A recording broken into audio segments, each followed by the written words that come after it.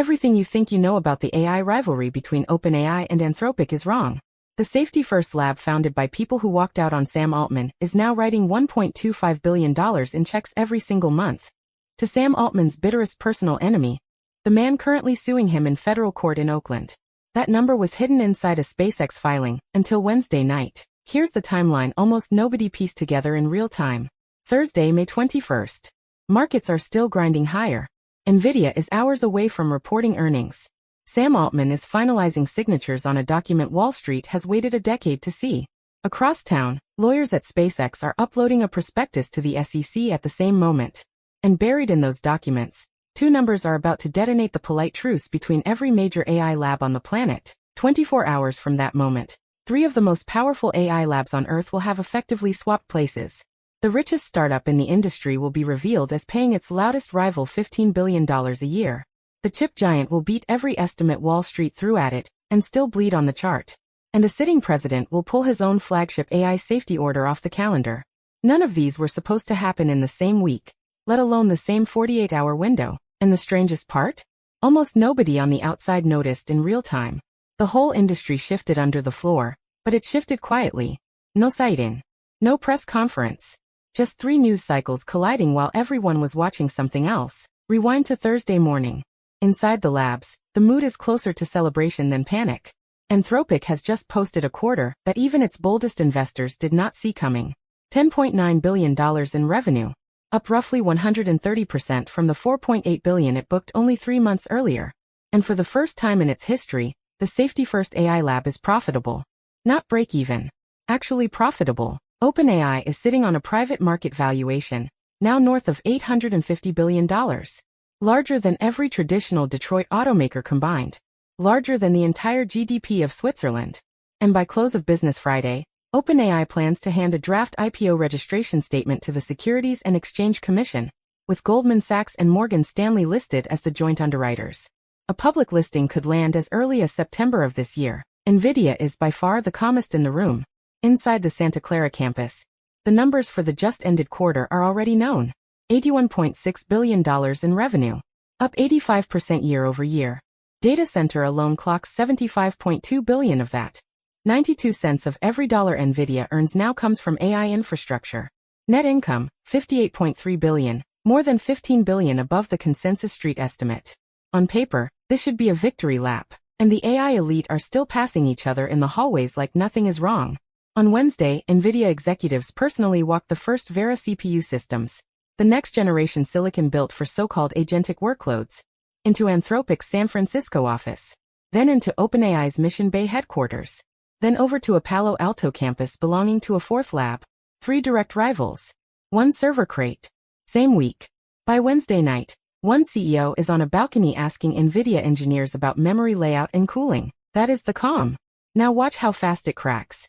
And it cracks first, ironically, inside a document nobody outside Wall Street was even watching closely. Wednesday night, SpaceX quietly drops its S-1 filing, the long-awaited road to its public listing. Bankers have been pestering for years to publish it. The document runs hundreds of pages. Most of it is rocket revenue, Starlink subscribers, government contracts. Tucked into the related party disclosures, however, sits a single-line item that does not belong in a space company's prospectus at all. And it changes the AI map immediately. Anthropic, the second most valuable AI lab in the world, the company whose entire pitch is being the safer alternative to OpenAI, will be paying $1.25 billion every single month for compute. Through May 2029, that is $15 billion per year. Potentially over $40 billion across the life of the contract. All flowing into a single rival's data centers. Either side can walk away with 90 days notice. The compute is rented from a Memphis Colossus campus. Over 300 megawatts of power. More than 220,000 NVIDIA GPUs.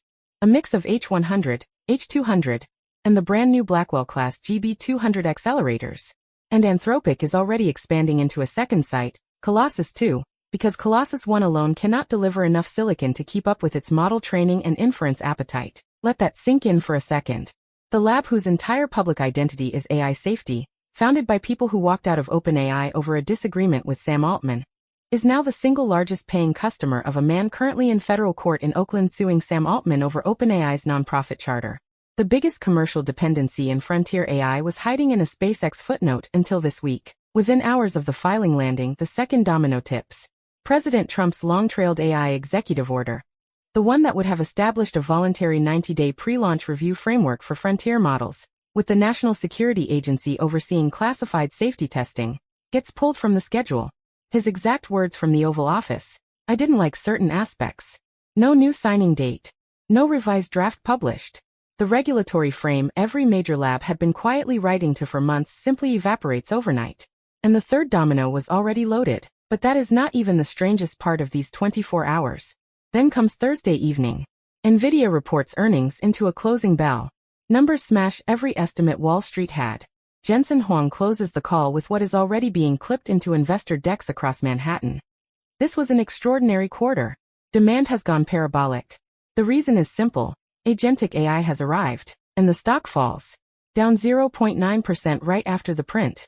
This is now the third consecutive earnings report where NVIDIA obliterates the street consensus, and the chart still slides. In 18 of its last 20 quarters, NVIDIA has outprinted forecasts. The market simply does not flinch anymore. The bar isn't high, it is invisible.